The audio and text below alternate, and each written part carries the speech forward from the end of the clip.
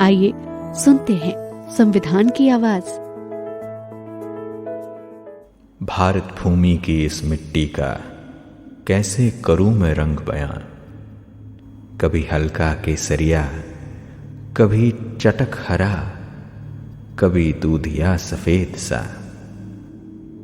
जहां विभिन्नता बसती वहां कण कण कहता भेद नया। मैं काशी का काला धागा, कभी जामा मस्जिद की पवित्र दीवारों सा।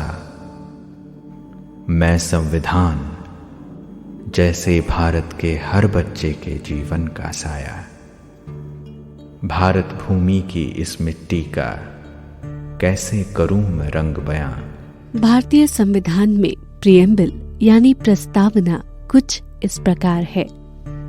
We, the people of India, having solemnly resolved to constitute India into a sovereign, socialist, secular, democratic republic, and to all its citizens justice, social, economic and political, liberty of thought, expression, belief, faith and worship, equality of status and of opportunity, and to promote among them all fraternity, assuring the dignity of the individual and the unity and integrity of the nation. In our Constituent Assembly, this 26th day of November 1949, do hereby adopt, enact and give to ourselves this Constitution. हम भारत के रहवासी हैं, मगर एक दुविधापूर्ण बात हो जाती है अगर भारत के संविधान से जुड़ी कुछ जरूरी बातें हमें अच्छी तरह ज्ञात नहीं होती।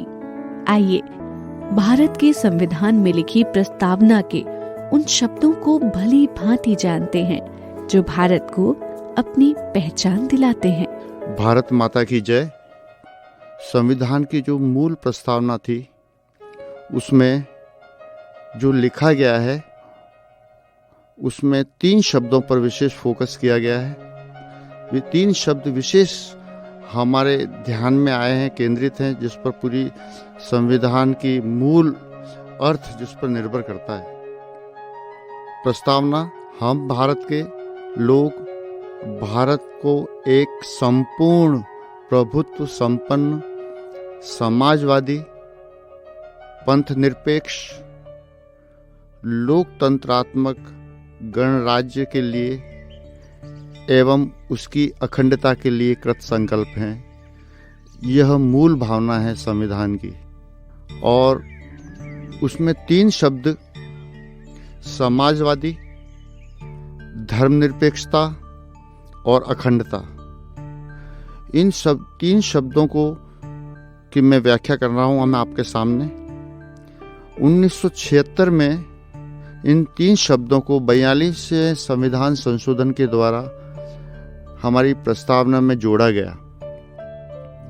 समाजवादी शब्द का अर्थ है, यह शब्द पूरे दुनिया में चलन में आया जब औद्योगिक क्रांति हुई इंग्लैंड में। इंग्लैंड में जब औद्योगिक क्रांति हुई तो वहाँ पर एक श्रमिक वर्ग उभरा और श्रमिक वर्ग की क्रांति से एक समाजवादी विचारधारा का जन्म हुआ। समाजवादी विचारधारा एक ऐसी विचारधारा जिसमें लोकतांत्रिक परंपराओं को अपनाते हुए आर्थिक, सामाजिक न्याय की स्थापना की बात कही गई। श्रमिक वर्ग यह मांग करता था कि पूंजीपति और श्रमिक के बीच में समानता का व्यवहार हो, आर्थिक असमानता न रहे और जितना भी पूंजीपतियों के द्वारा जो अर्थ कमाया जाता था उसको समान वितरण की व्यवस्था की जाए। इसी उद्देश्य को लेकर यह क्रांति हुई और इस क्रांति में यह बात उभर कर सामने आई कि समाजवादी विचारधारा ऐसी होनी चाहिए जिसमें न तो पूंजीपति और न ही सहारा वर्ग या जिसे कहें गरीब वर्ग, श्रमिक वर्ग दोनों के बीच में कोई भेदभाव न रहे। इसी विचारधारा को लेकर भारत में भी संविधान में इस शब्द को जोड़ा गया ताकि ऐसी अर्थव्यवस्था बने देश में जो पूंजीपति और गरीब दोनों के बीच में भेदभाव को समाप्त करे।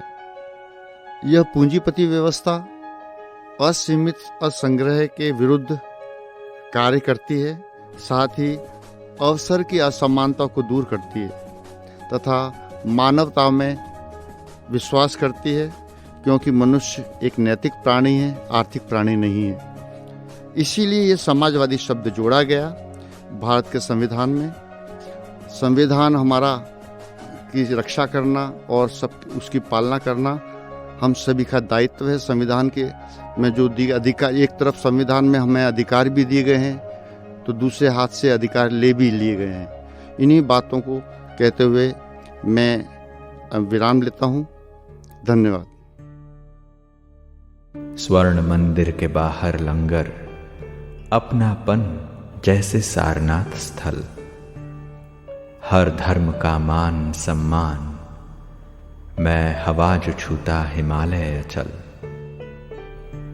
बराबरी का अधिकार हूं, स्वचलित होने का मैं अभिमान, संविधान हूं घर घर बसता, मैं और मेरा प्यारा हिंदुस्तान।